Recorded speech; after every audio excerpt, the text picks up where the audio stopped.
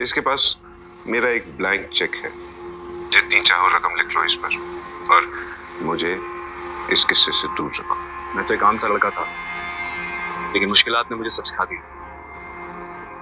ہم نے ان سب کے خلاف FIR کٹوا دی ہے، بس اب امید کرتے ہیں پولیس سے کہ یہ حق اور سچ کا ساتھ دے۔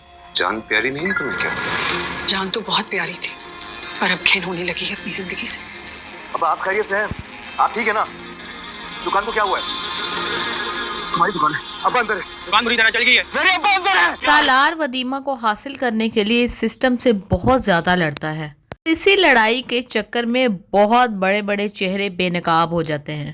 انہی میں سے ایک چہرہ یاور مرزا کا بھی ہے۔ یاور مرزا جو سیاست کے ایوانوں میں بیٹھا ہوا ہے اور بہت ہی ایک باعزت دار انسان بنا ہوا ہے۔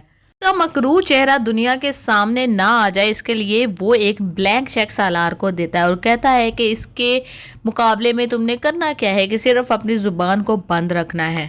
لیکن سالار اس کی آفر کو ٹھکرا دیتا ہے کیونکہ اس نے فیصلہ کر لیا تھا ان گھٹیا لوگوں کو بے نقاب کرنے کا۔ آج تو ودیمہ اس کو مل گئی تھی، لیکن ایسی پتہ نہیں کتنی لوگوں کی مائیں تھی، بہنیں تھی، بیویاں تھی جو ان کو کبھی نہ مل سکی اور باہر ڈپورٹ کر دیا گیا ان عورتوں کو۔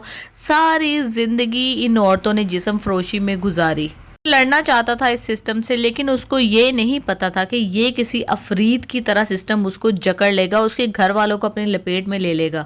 سالار کو کال آتی ہے کہ اس کے باپ کباڑیا کی دکان میں آگ لگ گئی ہے۔ جب وہ لوگ وہاں پہنچتے ہیں تو اس کا باپ اپنی دکان کے ساتھ ساتھ جل کر خاکستر ہو جاتا ہے۔ سالار اپنے باپ کو بچانے کی جان توڑ کوشش کرتا ہے، لیکن وہ نہیں بچا سکتا۔ اسے بہت زیادہ دکھ ہوتا ہے کہ ودیمہ کو پانے کے لیے انصاف کے راستے میں نے اپنے والد کو کھو دیا، میری ماں بیوہ ہو گئی اور میری بہن اور میں خود یتیم ہو گیا۔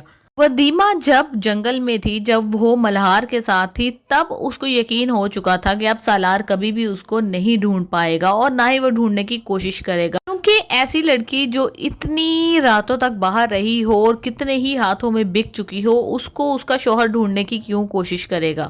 لیکن سالار کو اپنے سامنے دیکھ کر وہ حیران اور پریشان ہو جاتی ہے کہ کیا کوئی کسی سے اتنی زیادہ وفا بھی کر سکتا ہے، وہ بھی اس دنیا میں۔